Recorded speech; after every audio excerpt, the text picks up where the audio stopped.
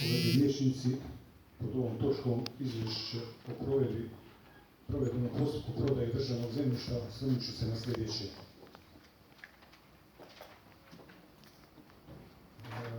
Kao Čapljina na čestice pod rednim brojem 1, 2, 3, 4, znači KČ 4193/11, KČ 4193/12, KČ 4203/3 i KČ 4203/4. Ukupne površine 4200 metara kvadratnih. Na zadnjoj sjednici 55. gradskog vijeća za ovom govornicu sam vam nešto rekao i to sam radio. Evo, želim samo da poslušate i vidite. Obećao sam da ću otići kod notara i ovjeriti jedan dokument, odnosno jedan papir, da vam kažem da znam ko će kupiti ovu zemlju. Evo, molim vas, pogledajte. Ovjereno kod notara.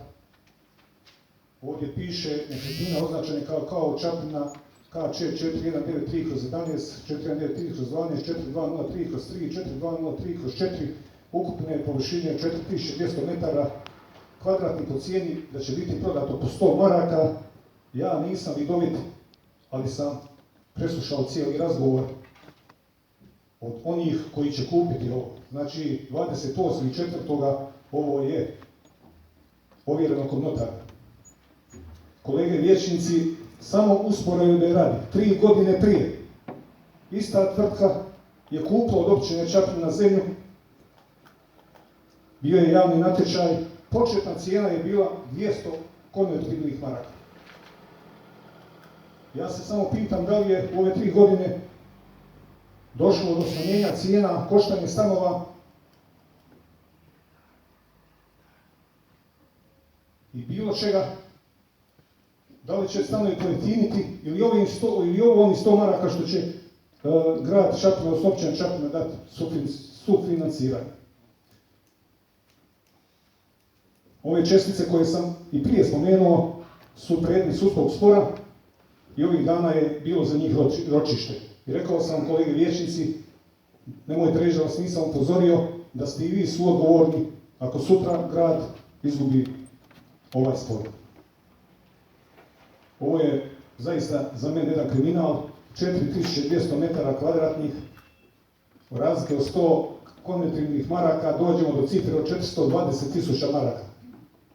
Ja se samo pitam da li je to kompenzacija za poslovni prostor i za kuću koju je ova tvrtka radila gradonačelniku grada Čapljine. Ja, gospodine zamjeniče predsjedatelja, iznosim fakte, iznosim stvari koje sam ovdje svakom pokazivao i rekao. Ako će prodati, ako je sam investitor ili ako je to kompenzacija za ništa.